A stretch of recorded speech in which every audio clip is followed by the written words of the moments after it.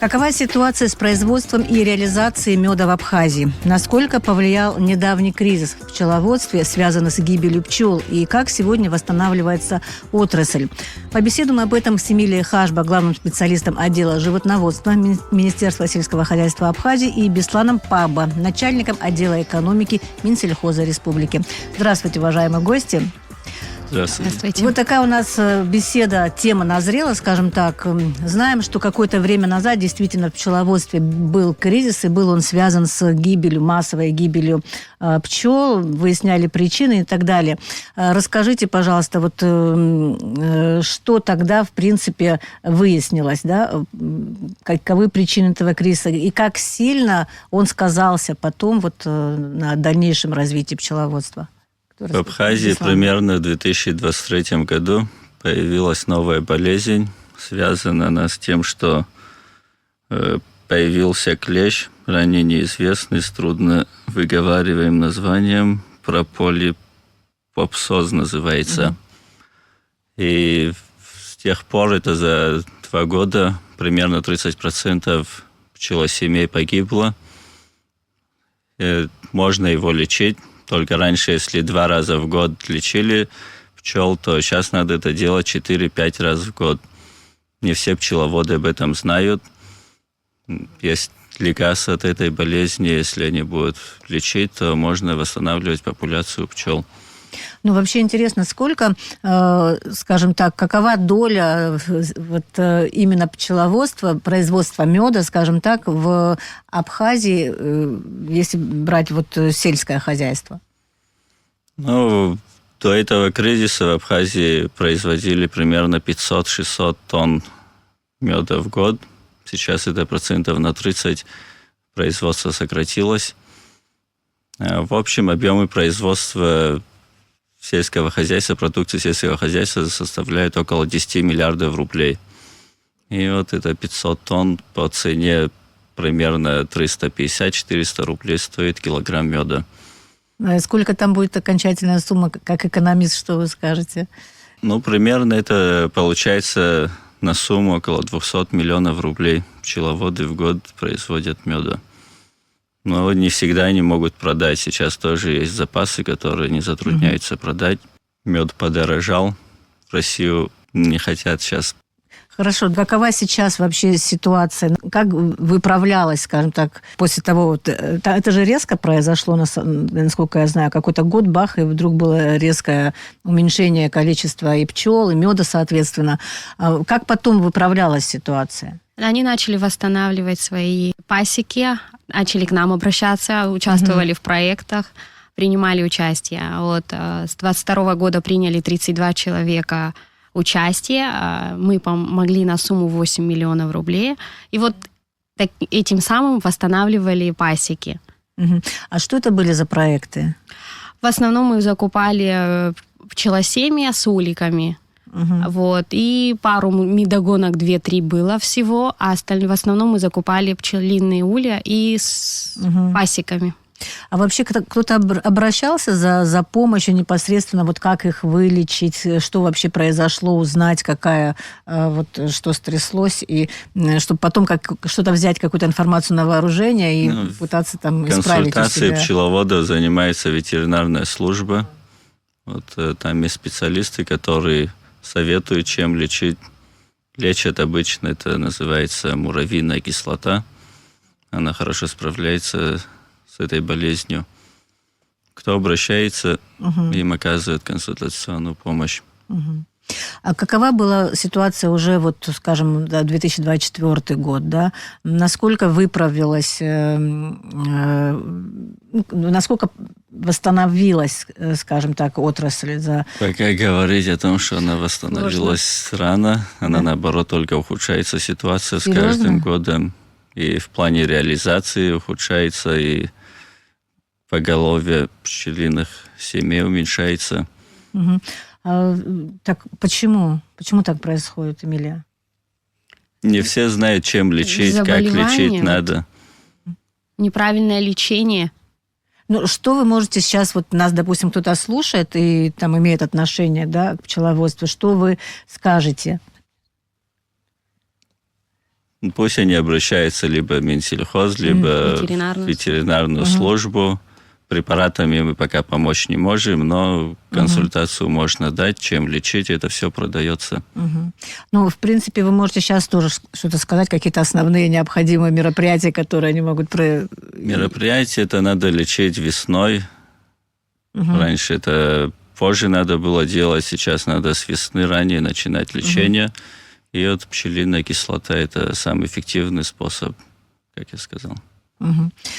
Ну и что касается тогда сегодняшнего состояния отрасли, расскажите вообще о ней подробно. Про долю в сельском хозяйстве вы уже сказали, но тем не менее, какие еще ситуации возникают, какие тонкости, связанные с производством меда, влияют на результативность, скажем, да, выхлоп экономический? Пчеловодство это связано не только с производством меда, а пчелы являются еще и опылителями. И когда есть пчелы, то урожайность культур тоже сельскохозяйственных повышается. Это очень важно не только с точки зрения производства меда, и все растениеводство зависит от пчел. Поэтому надо прикладывать усилия, чтобы хотя бы поголовье пчелиных семей не уменьшалось. Ну, и как нужно это делать? Ну, у нас в программе это предусмотрена помощь, но у нас немного людей обращаются. А вот расскажите об этой программе. Кто-то сейчас задействован в этой программе, кто-то уже в этом проекте есть? Пчеловоды, у которых умирают пчелы, они к нам обращаются для того, чтобы мы им купили, компенсировали их потери. Мы в основном делаем приоритет на пчеловодство и одобряем эти проекты, покупаем им необходимый инвентарь, пчелиные семьи, ульи. У нас один был хороший проект. За 1,5 миллиона мы купили оборудование по производству вощины. И вот он производит вощину в больших объемах, и весь Очимчирский район, Гуржипский, он снабжает. Это в рамках поддержки... В рамках поддержки развития сельского хозяйства. У нас одна программа, сумма 150 миллионов рублей в этом году. Она работает уже 4-й год. А что касается непосредственно меда, вот на 25-й год много желающих как-то вот развиваться в этой сфере обращались именно с тем, чтобы принять участие в проекте, получить какую-то помощь материальную? Да, в этом году тоже есть заявки, проекты есть, пока комиссия состоится скоро, будем рассматривать, принимать, пока количество сказать не можем, потому что пока на рассмотрении. Вот. А так, есть проекты, рассматриваем проекты, они у нас на первом месте. Вот, так что... А каким условиям они должны, вот эти заявки соответствовать?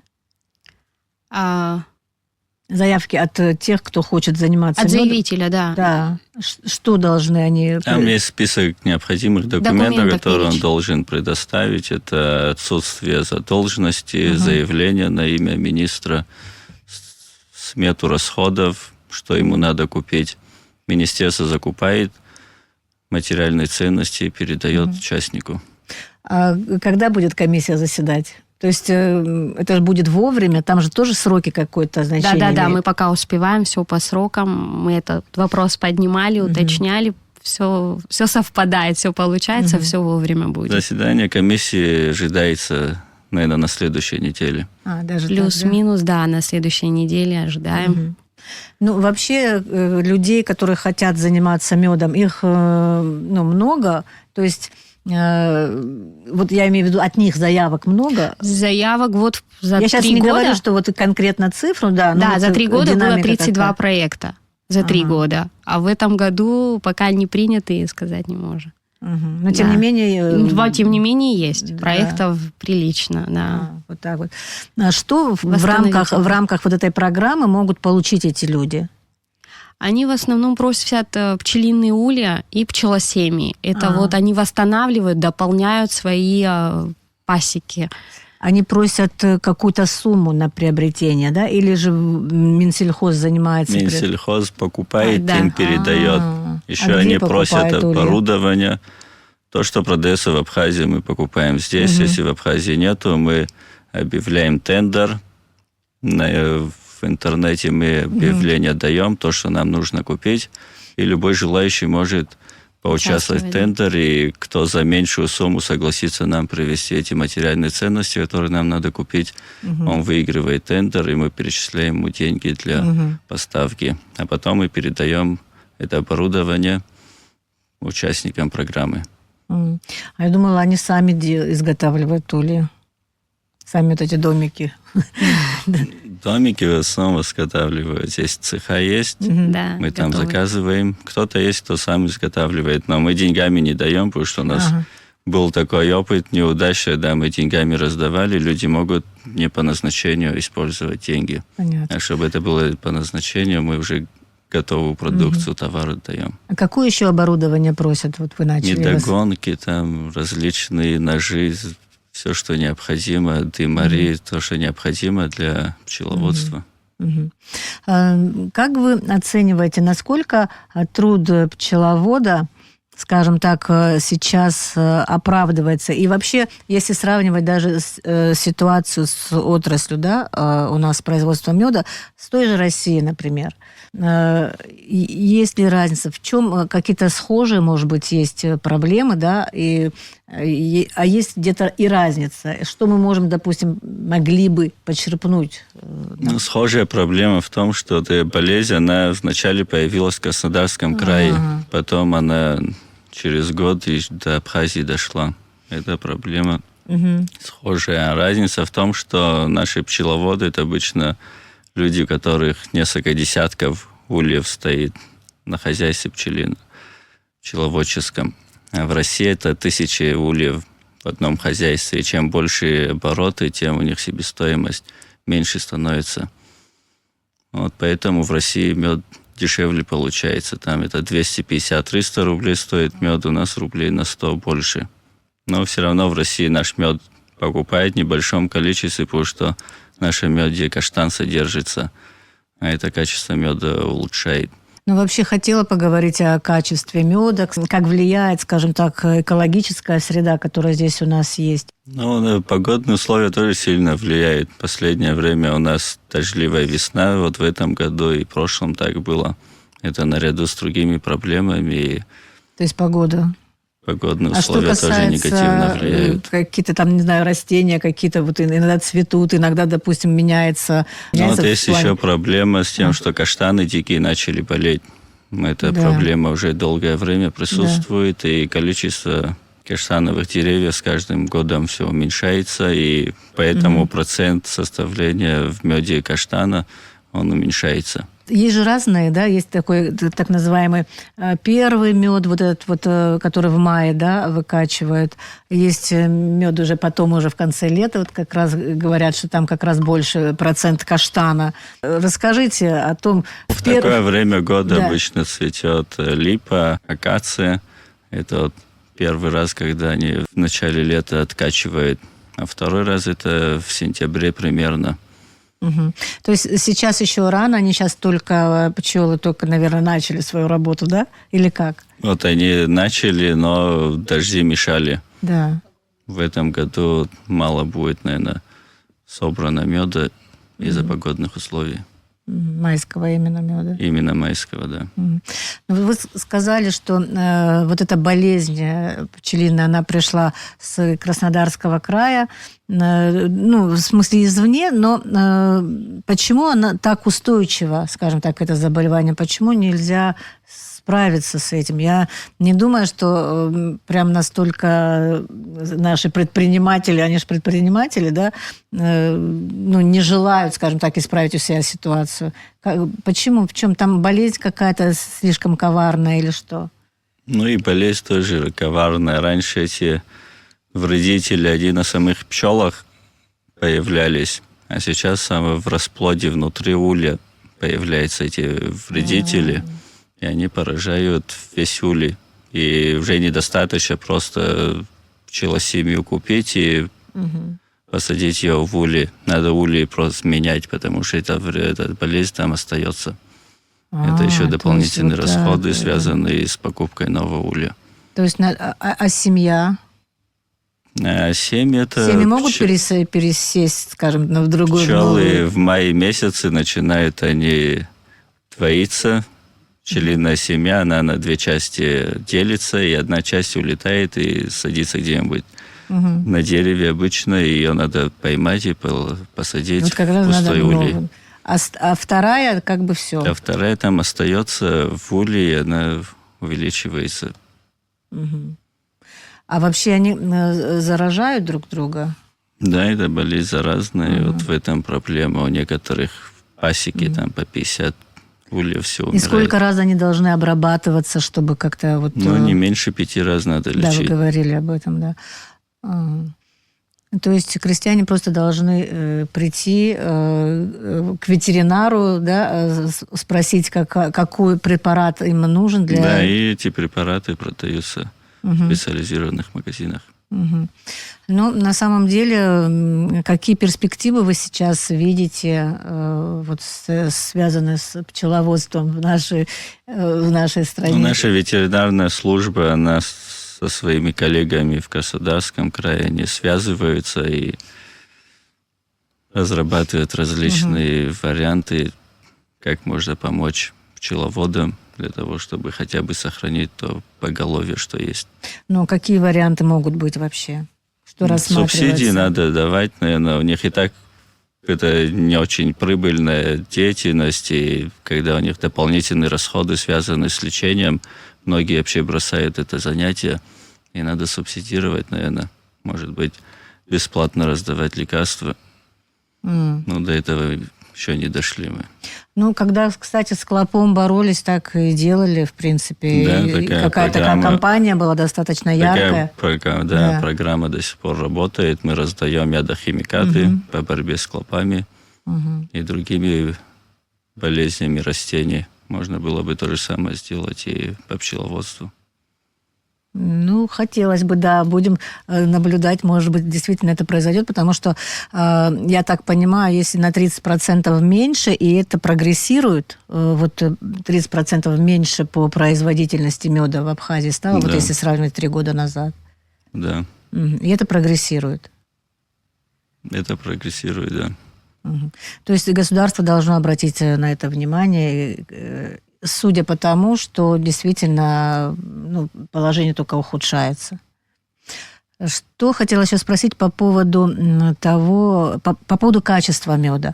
Вот несмотря на то, что там пчелы болеют, да, наша знаменитая абхазская пчела работает, и все равно какие-то есть результаты. Что вы скажете о качестве меда за последнее время, да, вот уже когда такие вот болезни стали появляться? Или... на качество это сильно не влияет. Мед такой же качественный, как и раньше был. Он и в России спросом пользуется, но есть проблемы с вывозом. Да, вот, кстати, о вывозе, реализации, возможностях и так далее хотелось бы тоже поговорить. Что у нас в этом плане происходит? Долго лелеяли надежду, связанную с заводом, да, по производству меда. Он у нас что-то не заработал. Ситуацию мы так и не поняли до конца, что там помешало. Может, что-то разъясните с тем, что происходит вот в плане того, как могут реализовать мед наши крестьяне. Одна из проблем экспорта абхазского меда это в том, что надо сертификат необходимый получить. Для этого должна быть лаборатория, которой в Абхазии нету, пока нету. Уже часть оборудования купили, остальную часть ждем, когда привезут, и можно будет в Абхазии делать. Насколько я помню, 2 года назад обещали, что будет. 2 года назад оплатили, Министерство сельского хозяйства оплатило 7 миллионов рублей, оборудование на 6 миллионов привезли, а какая-то часть оборудования, она попала под санкции, а в России его не производят. И вот они ждут, что начнут производить в России или из Китая откуда-нибудь. Привезут и доукомплектуют эту лабораторию. Потом могли бы анализы делать здесь, в Абхазии. Судя по тому, как наши маркетплейсы активно работают с Китаем и с другими странами, это странная такая вот пауза, скажем так. Уникальное оборудование какое-то? Да, это оборудование, которое в России не производят. Но они вроде бы начали сейчас его производить, и мы ожидаем, что привезут нам в А вот ближайшее эта время. лаборатория, которая вот вдруг появится, как она повлияет? Как должна повлиять? Ну, раньше пчеловоды, которые хотели экспортировать мед, они должны были там около 2 килограмм меда повезти в Краснодарский край в лабораторию, сделать лабораторный анализ. Это около там 80 тысяч обходится. Там 86 проб они берут. И из-за этого тоже многие затруднялись вывозить мед с Абхазии. А это, если лаборатория здесь будет, можно будет в Абхазии производить анализы, будет и не дешево? нужно будет в Краснодар везти. Это будет дешево или так же? Это будет также стоить, потому что реагенты, они действуют 1 год, потом надо новые покупать, и одна партия реагентов стоит минимум 250 тысяч рублей. Ну, допустим, лаборатория заработала, что дальше? Желающие экспортировать свой мед, они будут там брать лабораторный анализ там делать, и другие необходимые документы там надо будет собрать, которые уже легче будет собрать, и им уже надо будет искать рынок сбыта в России. То есть пока лаборатории нету, рынок сбыта не ищется?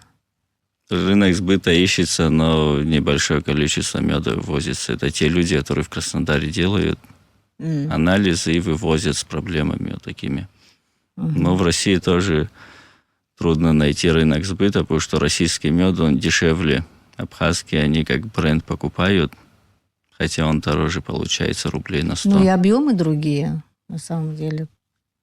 Чем меньше, тем дороже всегда. Ну да. Да? А сейчас как справляются как зарабатывают на меде? Продают здесь, в Абхазии, в основном это туристам летний сезон. Те, кто работает там. Ну, насколько я знаю, так между своими тоже здесь у нас внутри в стране, ассоциация да? есть, да, они тоже общаются между собой и продают они. Кто-то с пасеки продает, кто-то точки ищут какие-нибудь там на Рице, может быть, и в других местах. То есть просто нужны сертификаты для вывоза. Но не факт, что, допустим, будет сертификат, крестьянин получит, скажем так. Сертификат это только дает право на перевоз границы. А дальше кому продавать и за сколько, это уже сам экспортер должен искать. Надо заключить с фирмой контракт. Этот контракт необходим для того, чтобы через границу перевести вместе с сертификатом и набором других документов. То есть все достаточно сложно и долго, или же... Достаточно, это сложно, и много документов надо собрать. А это только с медом так, например? Это с продукцией животноводства так. Да. С растениеводством чуть полегче. А что касается там того же сыра, я просто почему думаю... Сыр, да, тоже это продукция животноводства, и с ветеринарной службы необходимо иметь документы. То есть, если будет вот эта лаборатория работать, будут сертифицировать не только мед, но и другие продукты животноводства сельского. Да. Ну, вообще, конечно, интересно, каким образом крестьянин... Вернее, насколько долго крестьяне будут заниматься производством меда, если вот работа уже интерес, довольно тяжелая работа и такие сложности с продажей меда.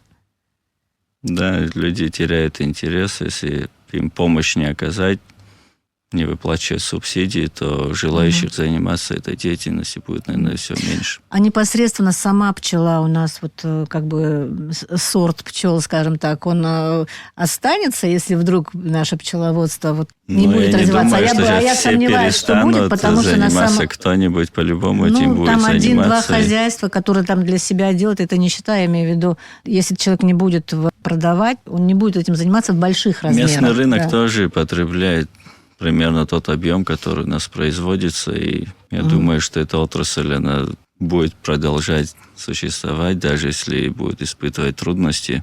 Люди всегда этим занимались, я думаю, что такой угрозы нету, что полностью там пчеловодство перестанет. А как сейчас качество меда проверяется? Вообще кто-то проверяет? Наша лаборатория, она по 2 или 3 позициям только может анализ провести. А то, что я говорил выше, это по 86 позициям анализ проводится. Ну, какие будут прогнозы, что бы вы сказали вот на этот год по поводу Ну, меда? на этот год начало не очень оптимистичное. Из-за Может быть, погоды. в конце лета, в сентябре, когда вторая взятка будет, может быть, лучше будет ситуация. Немного улучшится, но сейчас можно сказать, что уже акация отцвела, и они не смогли почти собрать мед. Ну, будем следить за ситуацией, посмотрим, что нам осень принесет, да, какой будет урожай. Я благодарю вас за интервью, за ту картину, которую вот вы нам описали. Будем знать, будем следить. Напомню о том, какова ситуация с производством и реализацией меда в Абхазии, насколько повлиял недавний кризис в пчеловодстве, связанный с массовой гибелью пчел, и как сегодня восстанавливается отрасль. Мы говорили с Бесланом Пабба, начальником отдела экономики Министерства сельского хозяйства Абхазии и главным специалистом отдела животноводства Минсельхоза Абхазии.